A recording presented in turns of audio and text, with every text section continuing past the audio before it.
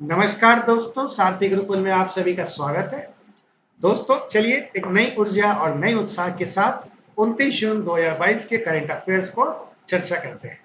देखते हैं क्या है इम्पोर्टेंट टॉपिक्स। वी कृष्णमूर्ति जी का हाल ही में निधन हुआ, जानेंगे वो कौन थे। मिस इंडिया वर्ल्ड वाइड 2022 का खिताब किसने जीता। दुनिया का सबसे अधिक रहने योग्य शहर कौन है। राष्ट्रमंडल राजनयिक अकादमी कार्यक्रम की शुरुआत कहाँ की गई। आईडब्ल्यूएफ के नए अध्यक्ष किसे बनाया गया है। स्वास्थ्य बीमा योजना मेडिसेप किसके द्वारा शुरू की गई और ये क्या है। जुलजना सैटेलाइट लॉन्चर कौन से देश के द्वारा परीक्षण किया गया है। यूरेनियम का भंडार कहाँ पाया गया। इयोन मॉर्गन किस खेल से संबंधित है और सांख्यिकी दिवस कब मनाया जाता है। चलिए दोस्तों पहले सवाल से शुरू करते हैं। हाल ही में वी कृष्णमूर्ति जी का निधन हुआ। वह पूर्व में किस महारत्न कंपनी के प्रमुख रह चुके हैं। एनटीपीसी, सेल, गेल या ओएनजीसी। वी कृष्णमूर्ति जी जिनका हाल ही में निधन हुआ है, वह पूर्व में किस महारत्न कंपनी के प्रमुख रह चुके हैं। सही जवाब है दोस्तों सेल। बताते चलें, इस्पात के सार्वजनिक क्षेत्र के उपक्रम सेल यानी steel authority of India limited और मारुति उद्योग लिमिटेड के पूर्व अध्यक्ष वी कृष्णमूर्ति जी का 97 वर्ष की आयु में निधन हुआ। उन्हें 1973 में पद्मश्री और 1986 में पद्म भूषण से सम्मानित किया गया था। 2007 में उन्हें भारत के दूसरे सर्वोच्च नागरिक सम्मान पद्म विभूषण से भी सम्मानित किया गया था। मिस इंडिया वर्ल्ड वाइड 2022 का खिताब किसने जीता है। हरनाथ सिंधु, हरप्रीत कौर, खुशी पटेल या Rajshri Joshi. Miss India Worldwide 2022 का खिताब किसने जीता है। सही जवाब है दोस्तों खुशी पटेल। बताते चले, ब्रिटेन की बायोमेडिकल छात्रा खुशी पटेल जी सौंदर्य प्रतियोगिता मिस इंडिया वर्ल्ड वाइड 2022 का खिताब जीता है। यह भारत के बाहर सबसे लंबे समय से आयोजित हो रही सौंदर्य प्रतियोगिता है। खुशी पटेल मूल रूप से गुजरात की रहने वाली है। इसी प्रतियोगिता में अमेरिका की वैदेही डोंगरे को रनर अप घोषित किया गया और श्रुतिका माने तीसरे स्थान पर रही। साथ ही साथ इंडिया फेस्टिवल कमेटी के अनुसार गुयाना की रोशनी रजाक को miss tin India Worldwide 2022 घोषित किया गया। आईएफसी पिछले 29 साल से प्रतियोगिता आयोजित कर रहा है और कोरोना के कारण यह फिलहाल 3 साल के बाद आयोजित की गई थी। अगला सवाल है दोस्तों, हाल ही में किस राज्य में यूरेनियम का भंडार खोजा गया है। राजस्थान, गुजरात, महाराष्ट्र या जम्मू कश्मीर। हाल ही में किस राज्य में यूरेनियम का भंडार मिला है। सही जवाब है दोस्तों राजस्थान। बताते चले, झारखंड और आंध्र प्रदेश के बाद राजस्थान में यूरेनियम का विशाल भंडार पाया गया है। यूरेनियम जो कि दुनिया के सबसे दुर्लभ खनिज में से एक माना जाता है और परमाणु ऊर्जा के लिए बहुत ही मूल्यवान है। राजस्थान सरकार ने सीकर के पास रोहिल खंडेला तहसील में यूरेनियम एस के खनन के लिए यूरेनियम कॉर्पोरेशन ऑफ इंडिया को आशय पत्र भी जारी किया है। अगला सवाल दोस्तों, इयोन मॉर्गन किस देश से संबंधित है जिन्होंने हाल ही में क्रिकेट से संन्यास लिया। इंग्लैंड, ऑस्ट्रेलिया, साउथ अफ्रीका या न्यूजीलैंड। इयोन मॉर्गन किस देश से संबंधित हैं जिन्होंने हाल ही में क्रिकेट से संन्यास लिया है। सही जवाब है दोस्तों इंग्लैंड।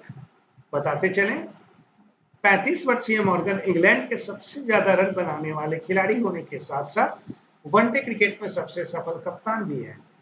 उनकी कप्तानी में इंग्लैंड ने 2016 वर्ल्ड टी20 का विजेता रहा और बाद में 2019 वनडे विश्व कप अपने नाम किया। इससे पहले 2009 में इंग्लैंड से जब खेलने की शुरुआत की थी, उससे पहले मॉर्गन आयरलैंड का भी प्रतिनिधित्व कर चुके हैं।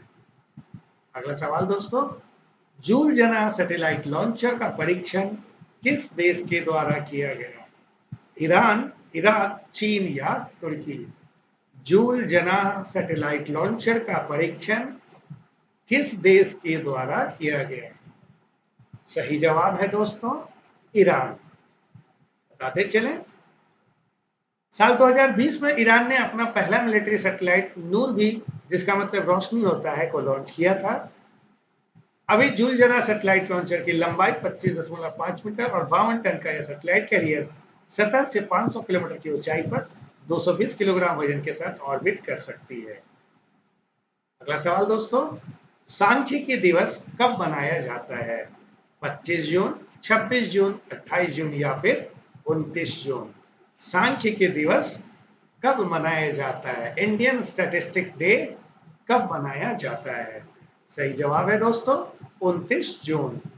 बताते चले, राष्ट्रीय सांख्यिकी दिवस पहली बार 29 जून 2007 को मनाया गया था।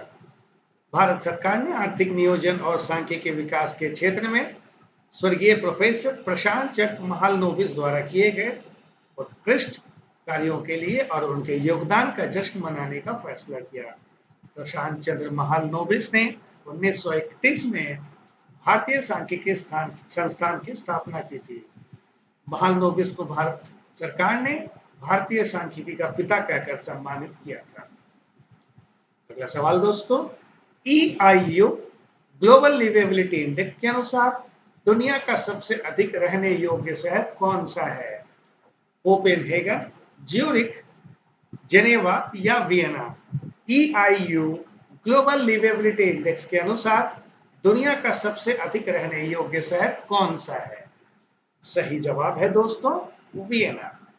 बताते चले, द इकोनॉमिक इंटेलिजेंस यूनिट यानी EIU, जिसका मुख्यालय लंदन में है और स्थापना 1946 में हुई थी, इसने 2022 के लिए दुनिया के सबसे अधिक रहने योग्य शहरों की वार्षिक रैंकिंग ग्लोबल लिवेबिलिटी इंडेक्स जारी की है।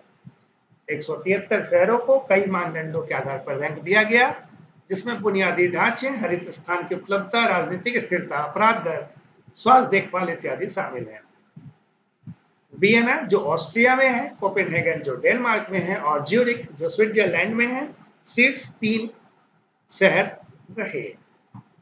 भारत की राजधानी नई दिल्ली को सर्वाधिक रहने योग्य शहरों की सूची में 112वें स्थान पर रखा गया और भारत की आर्थिक राजधानी मुंबई 117वें स्थान पर है। पाकिस्तान का शहर कराची और बांग्लादेश की राजधानी ढाका दुनिया के सबसे कम रहने योग्य शहरों में से एक है। अगला सवाल दोस्तों, भारत ने हाल ही में किस देश के साथ राष्ट्रमंडल राजनयिक अकादमी कार्यक्रम की घोषणा की? भारत ने हाल ही में किस देश के साथ कॉमनवेल्थ डिप्लोमेटिक एकेडमी यानी राष्ट्रमंडल राजनयिक अकादमी कार्यक्रम की घोषणा की है? अमेरिका, यूके, फ्रांस या कनाडा? सही जवाब है दोस्तों यूके। बताते चलें, हाल ही में यूके और भारत के विदेश मंत्रियों द्वारा एक संयुक्त भारत यूके राष्ट्रमंडल राजनयिक अकादमी कार्यक्रम की घोषणा की गई। इसका उद्देश्य सभी राष्ट्रमंडल सदस्य देशों के राजनयिकों को वैश्विक स्तर पर प्रभाव वाली उभरती चुनौतियों से निपटने के लिए आवश्यक विशेषज्ञता और कौशल से लैस करना है। यह अकादमिक कार्यक्रम नई दिल्ली में आयोजित किया जाएगा। बताते चलें, 24 से 25 जून तक पूर्वी अफ्रीका के रवांडा में आयोजित 26वीं राष्ट्रमंडल शासनाध्यक्षों की बैठक में इसकी घोषणा की गई। अगला सवाल दोस्तों, कौन से राज्य ने व्यापक स्वास्थ्य बीमा योजना मेडिसेप शुरू करने की पहल की है? कर्नाटक, केरल, राजस्थान या उड़ीसा? कौन सा राज्य व्यापक स्वास्थ्य बीमा योजना मेडिसेप शुरू करने जा रहा है? Medical insurance for state employees and pensioners. सही जवाब है दोस्तों केरल। बताते चलें, केरल सरकार 1 जुलाई 2022 से मेडिसेप यानी medical insurance for state employees and pensioners योजना शुरू करने जा रही है।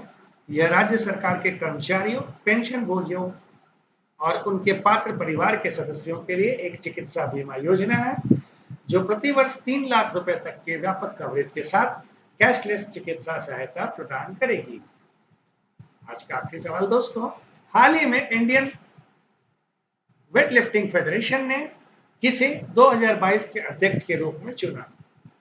सहदेव यादव, माइकल ईरानी, मोहम्मद जलूद या इनमें से कोई नहीं? हाल ही में IWF यानी इंटरनेशनल वेट लिफ्टिंग फेडरेशन ने 2022 के अध्यक्ष के रूप में किसे चुना? सही जवाब है दोस्तों मोहम्मद जलूद। बताते चले, तिराना अल्बानिया के प्रेस विज्ञप्ति के अनुसार मोहम्मद जलूद को संगठन के अध्यक्ष के रूप में चुना गया और 11 अतिरिक्त नए सदस्यों को कार्यकारी बोर्ड में जोड़ा गया। अल्बानिया में हाल ही में संपन्न यूरोपीय भारोत्तोलन चैंपियनशिप की मेजबानी की है। ओलंपिक भारोत्तोलन के लिए अंतर्राष्ट्रीय शासी संगठन अंतर्राष्ट्रीय भारोत्तोलन महासंघ है, यानी कि IWF, जिसका मुख्यालय लुसाने में है। IWF के 192 सदस्य संघ 1905 में इसकी स्थापना के समय से ही है। तो ये थे आज के 10 महत्वपूर्ण सवाल दोस्तों। आशा करता हूँ आपके एग्जाम्स के लिए काफी इंपॉर्टेंट साबित होंगे। साथी ग्रुप के साथ बने रहें, वीडियोस को लाइक सब्सक्राइब जरूर करें। Thank you, all the best.